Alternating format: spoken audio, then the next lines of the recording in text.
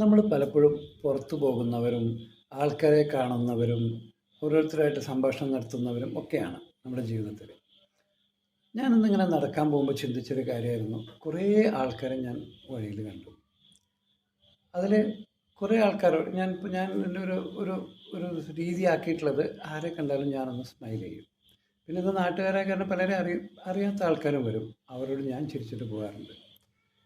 അപ്പോൾ എനിക്ക് തോന്നിയൊരു ഒരു രീതി വളരെ പോസിറ്റീവായിട്ടുള്ളൊരു കാര്യമാണ്. നമ്മൾ നമ്മുടെ മുമ്പിൽ കൂടെ പാസ് ചെയ്ത് പോകുന്ന ഒരാൾ, പ്രത്യേകിച്ച് അറിയുന്ന ഒരാളാണെങ്കിൽ പലപ്പോഴും ഒന്ന് സ്മൈൽ ചെയ്യണത് നന്നായിരിക്കും.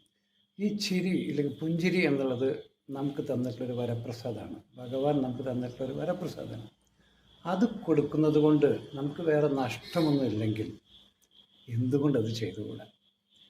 ഇത് ചിലപ്പോൾ വിഷമിച്ച് പോണ ഒരാളായിരിക്കും. നമ്മുടെ ഈ ഒരു പുഞ്ചിരി കൊണ്ട് ചിലപ്പോൾ ഒരു സാന്ത്വനം കിട്ടിയേക്കാം. ഇനി കിട്ടിയില്ലെങ്കിലും അതുകൊണ്ട് ഉപദ്രവമൊന്നുമില്ലല്ലോ.